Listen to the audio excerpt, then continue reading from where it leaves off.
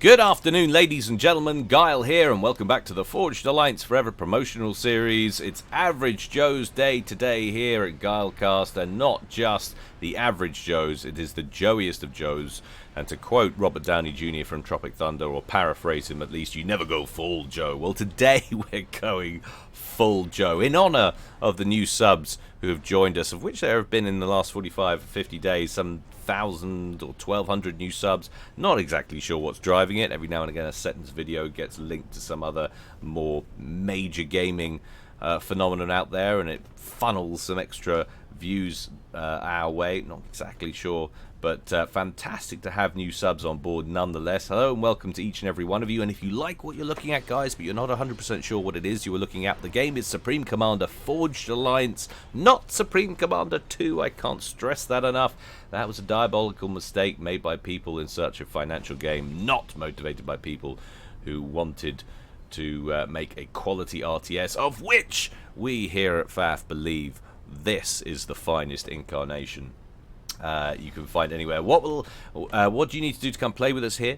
It's very simple. First of all, you need to buy the game. That's available on Steam, £9 Great Britain, or $13 US, I think last time I checked. Something around there, whatever the equivalent is in your local currency. And what do you need to do to come play with us after you have that game installed? Well, you download the Forged Alliance Forever multiplayer client, and you can find a link to that in the description below this video. I've updated it recently. It used to have the legacy client, which was the old client. That's got some reduced functionality now. So if you want the full experience, you want Downloads client, and that is the one that's listed in the description below this video. Go check that out, go download it, come play with us. It will allow you to check out our mod vaults, our replay vaults, our map vaults, and take part in an ever emergent experience where the game is being rebalanced by professionals all the time, and new map and mods are forthcoming on a regular basis. Alright, that's enough of all that. Let's get on with the action. That's why you're here. In honor of the fact that it's a Joeyest of Joe games, we're going to one of the Joeyest of maps. It's going to take place on Gap of Rohan. That's right, I'm ready, you guys are ready, and the players are sure as hell ready. So let's go on over to the game zone and see how they're going to get on. Chang! Ka-chang! Oh, slow load. That makes me sad in pants. Where's it at? Where's it at? That's an epic. That has to be one of the longest pauses ever. But we got there in the end. We'll call this Team 1 over here on the left. This Team 2 over here on the right. Going first for Team 1 up here in Breast Cancer Awareness Pink. It's Nikrashek, and he is going UEF. How very sensible, opening first land. Below him, our next pink for Team 1, it's Dorito, also going UEF, this time in baby pink, also opening first land. Team member number 3 in Spetsnaz green, our first Aeon of today, Pastor 78, he is opening first land. And last but not least for Team 1, down here at the bottom in electric blue, another UEF going first air this time. It's Skiffant, or Skiff as we'll be referring to him today. And yeah, he's opening first air. Interesting decision there. So 3 UEF and an Aeon there for Team 1. For Team 2 up here, our first spiky space socialist of today, it's Baklashan. He's going Regal Purple, opening first air as well. Team member number 2 in mellow yellow, it's Fizz, another UEF, this time going first land.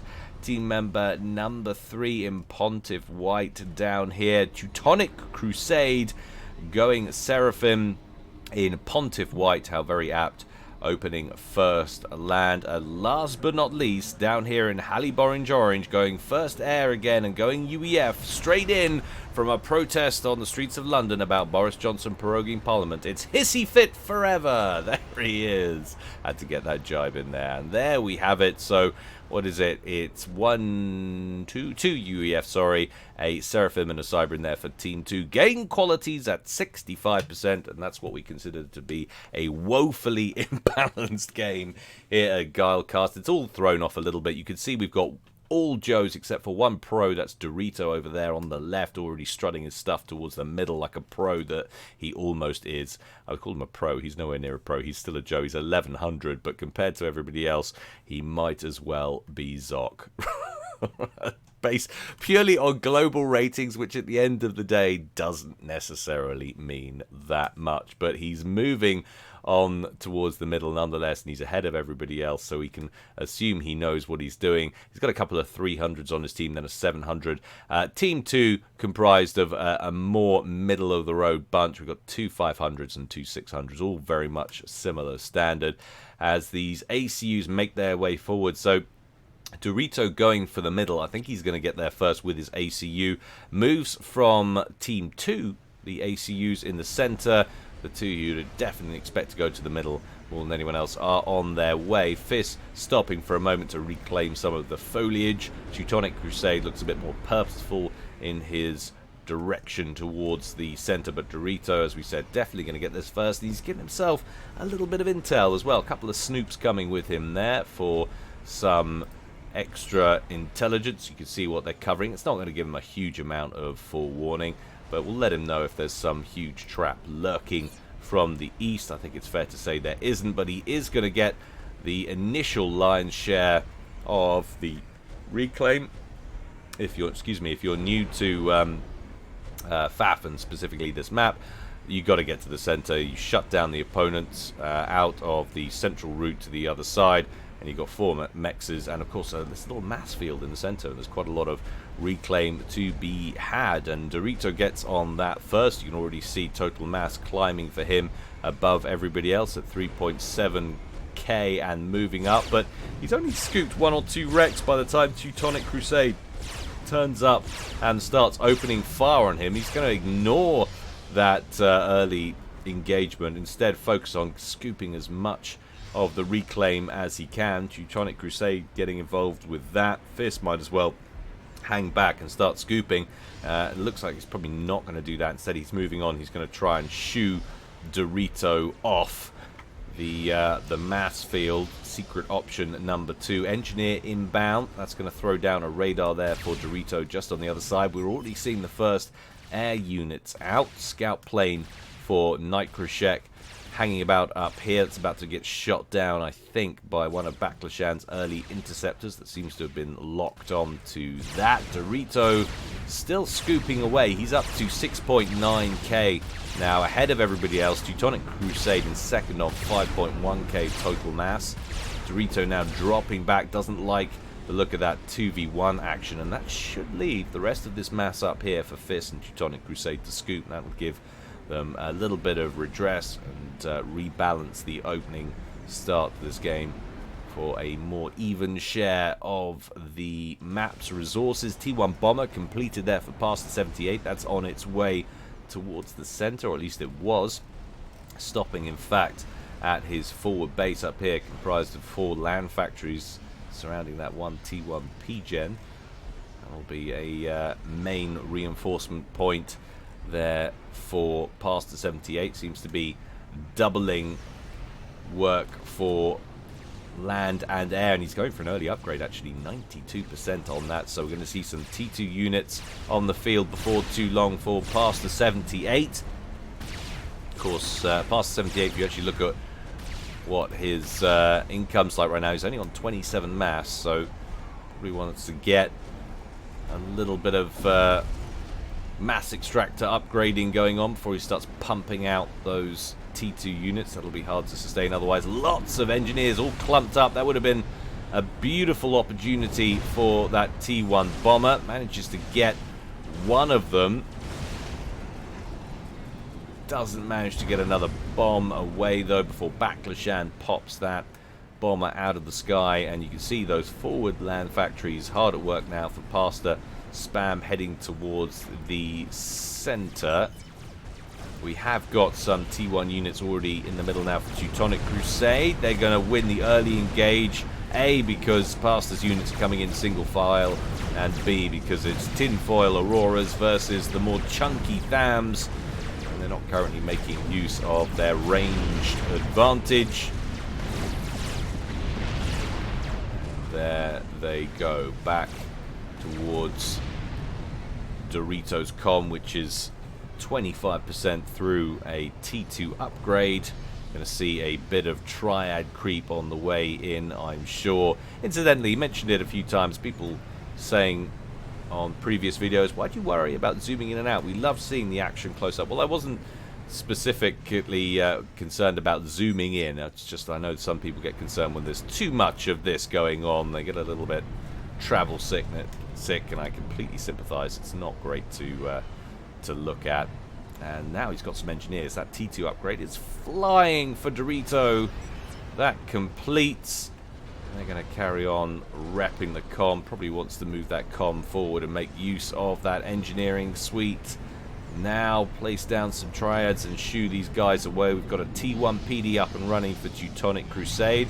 They're probably feeling pretty comfortable with where they're at right now. This is working on the rear T2 the two rear mexes over here for the central section. Doritos on the move, and look at the spam for Pastor coupled together with the T2 comm for Dorito and his spam. This is going to be hard for Team 2 to repel right now. First triad thrown down in very safe territory. This will be the start of an inevitable T2 PD creep, I wouldn't wonder. See more than enough in range for that T1 PD that gets obliterated, and a lot of fervors in this mix for Pastor as well. Fist definitely doesn't want to stand there taking lots of unnecessary high damage artillery shells to the face. Lots of unnecessary hit points lost there. 7,300. Hanks a cheeky left turn in there. Engineers trying to get some T1 PDs online, but they're woefully ill-equipped to deal with the massive amounts of artillery spam that are entering the middle. Next triad's going to go up on top of that hillock. That's going to be well placed to force Teutonic Crusade and Fist back even further. Don't actually need it. The spam alone seems to be contending pretty well. There is a counter push coming in now from the stands from Teutonic Crusade, but I think more than anything that is a discretionary suicide force to allow the two ACUs time to withdraw, and it's done the job. Dorito completes the triad. He's going to throw down T2 shield gens. Going to let the engineers finish that while moving on, but look out, in comes a swarm of T2 gunships. Stingers locked on to Teutonic Crusade from Skiff. He's been very quiet in this game so far. Where are Team 1's interceptors? Baclashan turns up first. Interceptors get to work. Where is Team 1's Air Force?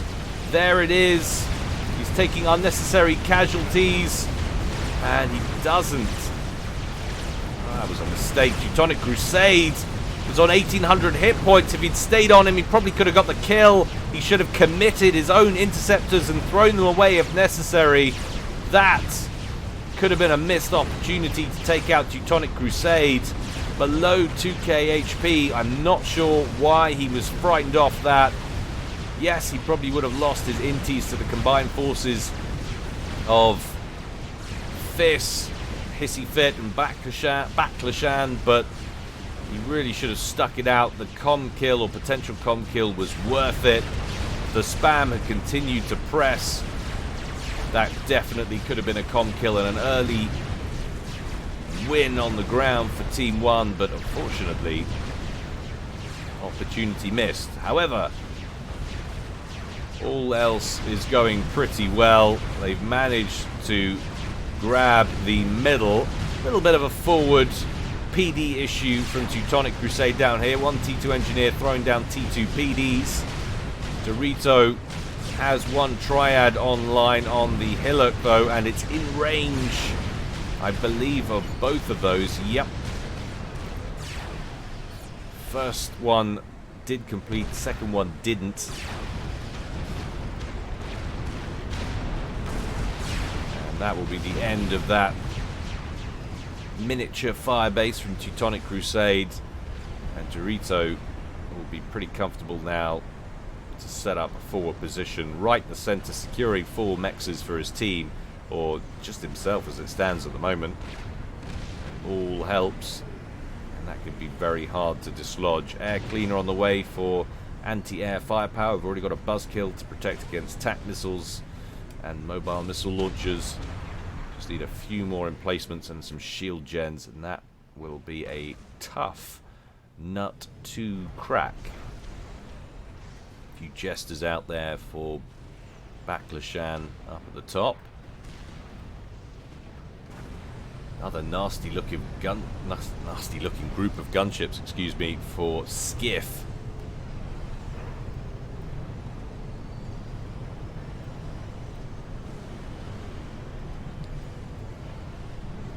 Just strolling straight across the field. We've got engineers trying to throw down T1PDs for Teutonic Crusade. Locks on to a couple of these Ilshivas, which Teutonic Crusade is pumping out now at this point. This is Cons over here, looking a little bit peaky. He's on around 60% of his health. In come the Intis, though, from Fis and Baklashan, as well as those Jesters, which, of course, are anti-air capable. And those Stingers getting pretty murdered in that death pocket. 3 players worth of Intis. Stingers out for Hissy Fit Forever, who's also obviously there for transition to T2 Air.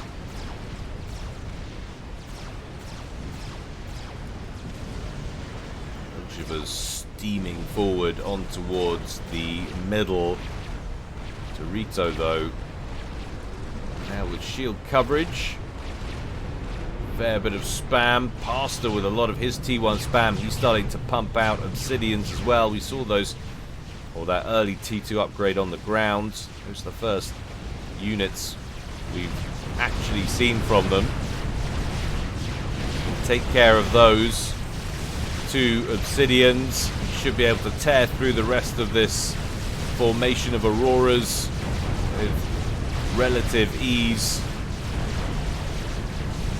Now's the time to flank and swarm and dodge. Those Auroras should be torn apart.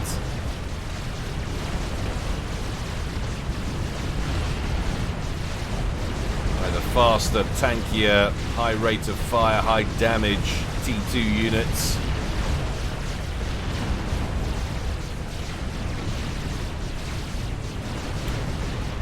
And not only that, that's a nice little mass field that's deposited on Team 2's side of the map. T3 upgrade on the way for Dorito. Interesting stuff.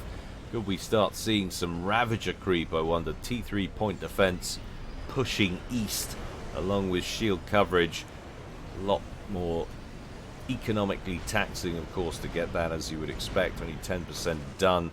But Dorito out in front. Chip leader on 99 mass per tick. 49k accrued overall. Hissy Fit Forever stands at second place on that metric at 43k.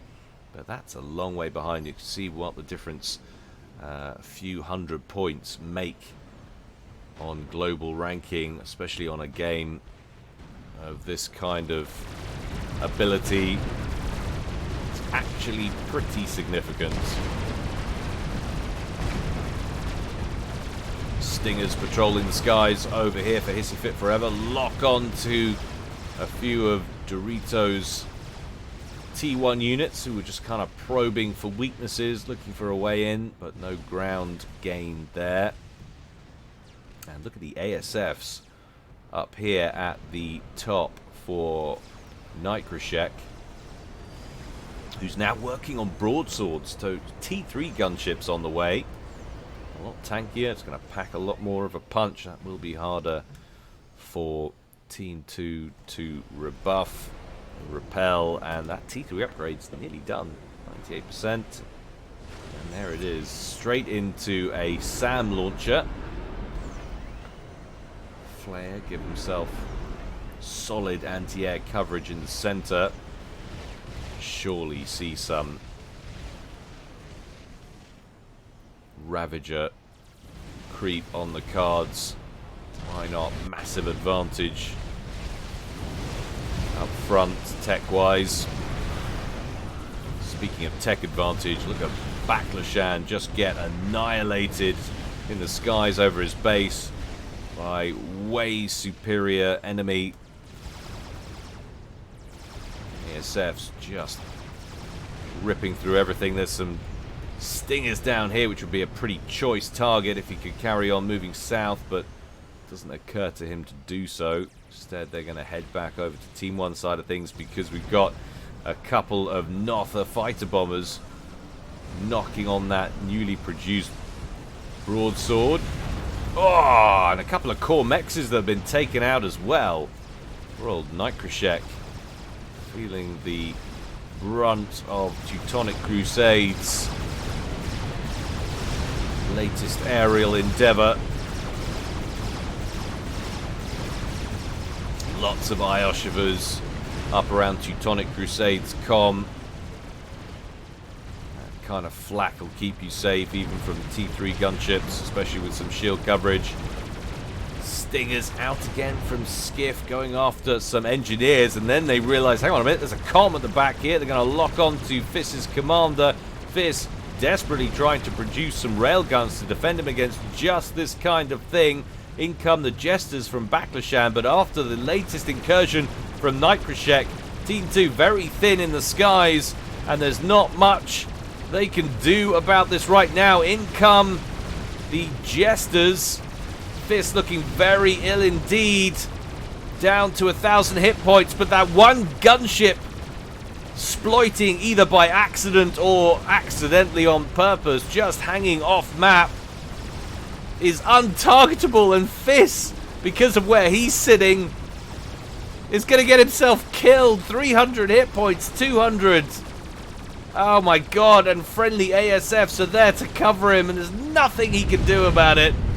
He should have brought his comm back away from the edge of the map. That would have forced that Stinger to either run away or to try and engage him, and then it could have been shot down. But as it stands, it didn't occur to him to move in. That is that's a tough lesson to learn right there for a newer player. Fiss finds himself the first player out of this at 18 minutes, and Team 2 go a player down when things already looking like they're going pretty badly. What Dorito set up shop firmly in the center, and there is that Ravager. It's not actually opening up on anything yet. Is that because they haven't got the intelligence signature for a firing solution? No, it genuinely isn't in the range of anything. And in come the T2 gunships going straight after Dorito, but they're not factoring the fact that there's now that flare, and of course the ASF's lurking nearby, and that succeeded in taking a paltry 1,000 hit points off the shield barrier. Not the shield itself, of course, just the barrier. And doing little else. Dorito could afford to be a bit bolder here, I think. In fact, he's going for TAC missile spam. He's got 3 active batteries in play there. Jesus, look at this though. Issy Fit Forever, not content with what's been going on in the skies. He's going to hit back with some gunship pressure of his own. He's got a bunch of T2s, but more impressive, he's got about 5 or 6 T3s. Away goes the TAC missile barrage. That's going over towards Baklashan. The attack ping is down. Baklashan looks very sedentary right now, it would seem. But the gunship's coming in. We can see after Dorito, Baklashan not moving. I think he's going to get picked off, but there goes the shield. Dorito, their star player, having just taken out Baklashan with a TAC missile strike, he finds himself in a pretty pickle, and he's not going to get out either. Immediately, Team 2 hit back with a strike from the gunships, and that's huge. Yes, Baklashan's gone. Yes, they're down another man, but they've taken out the 1100 rated player from Team 1, the player that was holding everything in the middle. Full share not on, of course, so that all goes up, and suddenly the door is open on the ground through to the other side. In comes some broadswords, this time from Nikrashek. Where is his ASFs? Have they been taken out already? Did they get fried in a comm explosion? Well, I'm not seeing them. There they are. They're over there. They haven't really increased in number that much because he's obviously gone straight for gunship production. Those gunships now engaging on Teutonic Crusade's main base. There goes a mass point. There goes a T2 PGen. That is going to sting. In comes Hissy Fit Forever with his ASFs. He's going to be able to take out more core mass now. There goes a T2. It's half upgraded to T3. That's 3 core mass down. Only 1 remains. Teutonic Crusade's eco is going to be very muted after this. Only 1 broadsword left, but the damage has been swift and painful from Nitroshek. Nice little bit of activity there, but look at how this game is blown open now. Very aerial centric, focused on the airplay so far. I wonder, could this give Teutonic Crusade an advantage as he advances through the recently opened center with what looks to be a very sizable and nicely varied force. We've got a decent number of Elshivas in there, 20 to be precise. We've got a whole bunch of Ioshivas, 18. That's a lot of flak, which will protect those T2 units from impending gunship attack, which seems to have been the weapon of choice so far from both teams. And speaking of which, in comes those broadswords we saw at work a moment ago, taking out Dorito, now dishing out death from above on Pastor and Skiff. Interceptors from Skiff trying to contend with those chunky T3 units, but the ASFs providing air support. In comes Nitroshek. What's he focusing on? He's going to focus on the ASFs first. I think that's the right move, or maybe that was the wrong move as the gunships lock onto Pastor's comm. Pastor losing hit points very, very quickly indeed. 2,000 hit points left. 1,500. 100 and dead. Another player down. Hissy Fit Forever takes his second scout with those broadswords. And suddenly it's 2-all and only 22 minutes gone. This game has collapsed.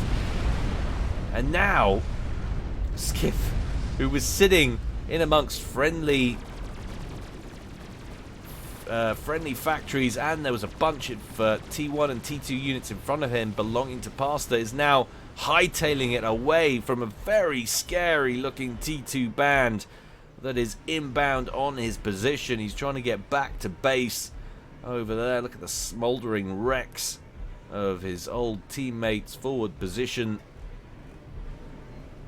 This is actually, I can't believe it. This is looking very bad for Team 1.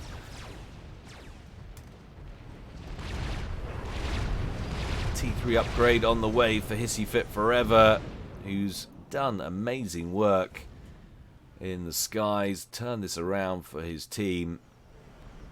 And now Teutonic Crusade looking unchallenged on the ground. It's going to be up for Hissy Fit to try and maintain cover for his teammates' land army. Having said that, he's never going to get Nitroshek's never going to get enough broadswords together to be able to crack this force, because there's so much flak in there. This is why unit composition is so important.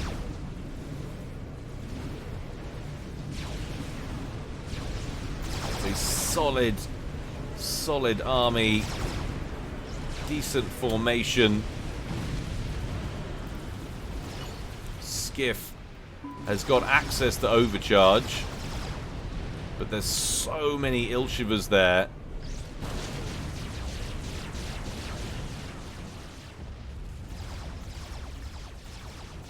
And there is the group of broadswords. They've been recently dispatched en route, now trying to save Skiff. Even if they manage to, I think Skiff's going to lose his base in the process. This is do or die time now for Team 1 as the Ilshivas breach the outer confines of the main base of Skiff. In come the broadswords, but look at that area of effect flak. They didn't stand a chance. Just obliterated. Hissy Fit Forever turns up with his ASFs, but there's no more work to be done on that front. Nitroshek throws out the GG.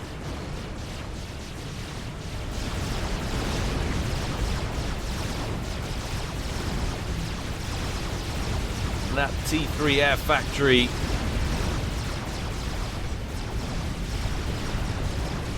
Down and out.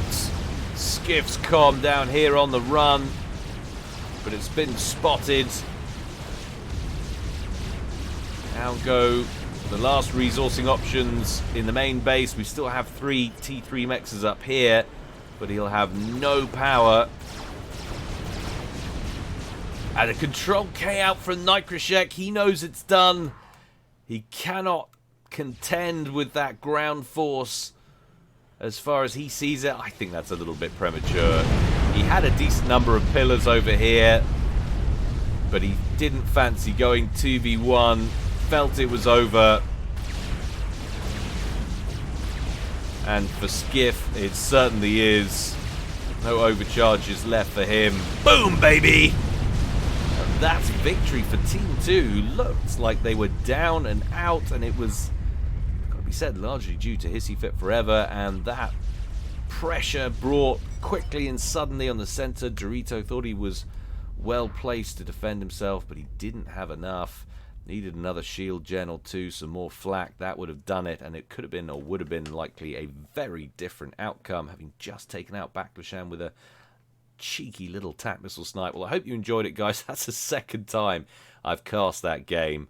Freaking Windows updates, man. They destroyed me and disabled or altered my mic settings, and I didn't properly check them beforehand. I didn't check the levels as I was recording. Stupidly, I usually always do that, but alas, didn't happen. So, of course, uploaded this cast, its previous incarnation, and everyone was like, dude, what happened? Cybern's got your tongue. Yeah, pretty much. But anyway, hope you enjoyed it, guys. More to come from me in the future, as always. Don't forget, please, if you feel so inclined, consider donating to the Patreon campaign. All support is very gratefully received. Helps support me, the channel, and by extension the community. Thank you so much to everybody who has donated in the past, and all of you who intend to do so in the future. But until next time, stay well and stay safe. This is Guile, signing out.